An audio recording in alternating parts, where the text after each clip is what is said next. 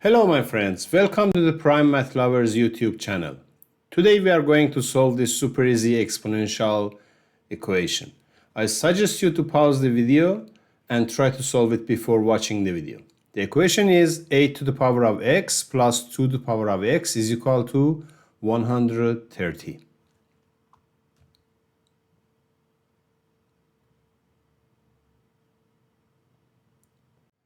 We know that 8 is 2 to the power of 3.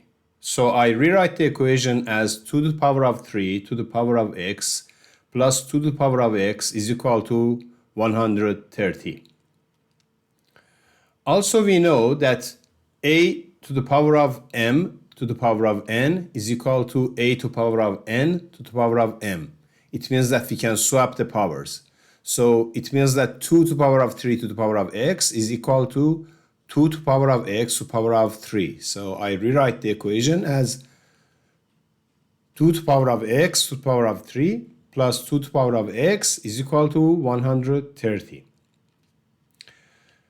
Then I use another variable called t and let t is equal to 2 to the power of x. So the equation will be t to the power of 3 plus t is equal to 130. Now we need to solve this cubic equation. T cubed plus t is equal to 130. Or if I rearrange it, I write it down as t cubed plus t minus 130 is equal to 0. To solving this equation, we try to factorize the equation, and for factorizing the equation, we use synthetic division method or SDM.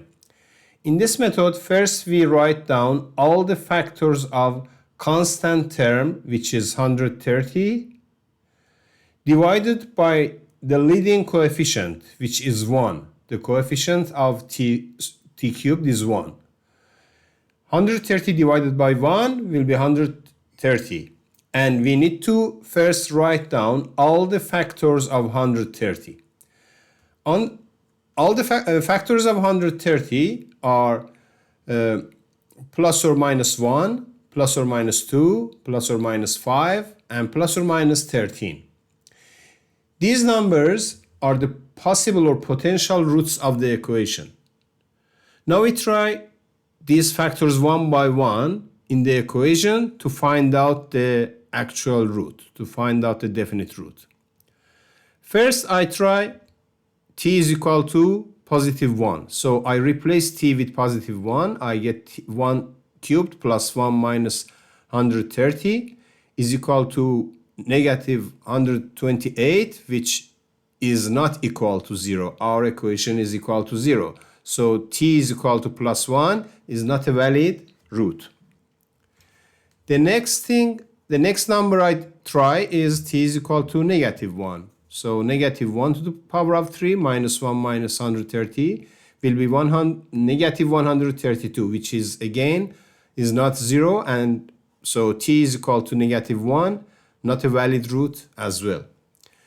The next number is positive 2. I try positive 2. 2 to the power of 3 plus 2 minus 130 is equal to 8 plus 2 minus 130 is equal to negative 120, which is not 0, and t is equal to plus 2, or 2 is not a valid root for this equation.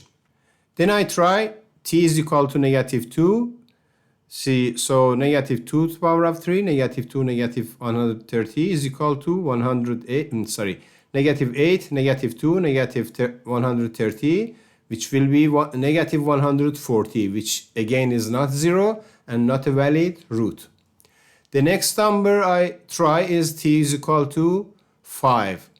5 to the power of 3 plus 5 minus 130. 5 to the power of 3 is 125 plus 5 minus 130 is equal to 0. 125 plus 5 will be 130 minus 130 will be 0. So 5 is the definite root of this equation, is one of the roots. And this means that t to the power of 3 plus 3 minus 130 is divisible by t minus 5. In the next page, I'll try to divide this expression by t minus 5.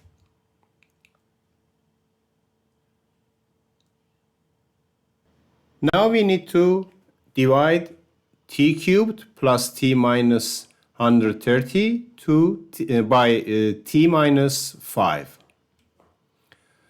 So I write it down, but because we don't have t squared on our equation, I write it with the coefficients of 0. So t cubed plus 0t squared plus t minus 130. I write down the coefficients of the polynomial equation. So it is plus 1, 0, 1, and negative 130.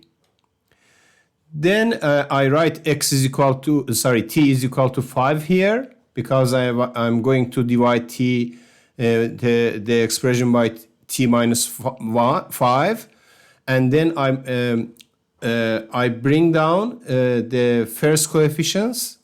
The first coefficients will be positive 1 again. Then I multiply 5 by positive 1 and write it down. So 5 times 1 will be 5.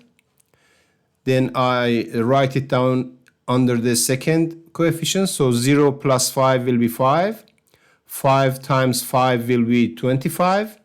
25 plus 1 will be 26.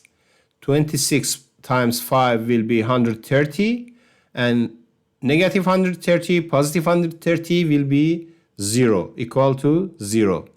And this means that this expression is divisible by t minus 5. And I can write it down. I can write down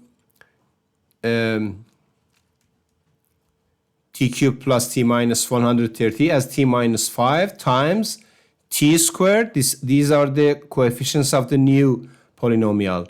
T squared plus 5t plus 26 is equal to 0.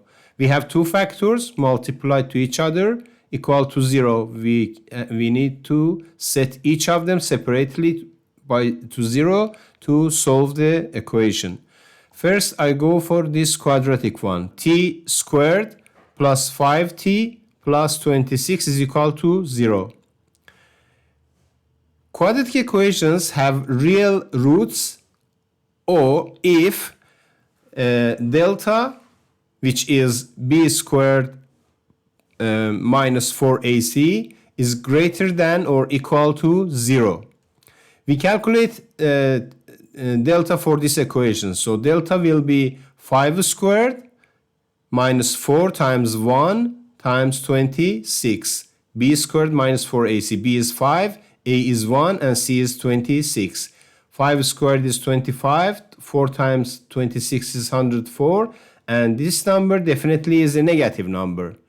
And this means that t squared plus 5t plus 26 is equal to 0 has no real solution.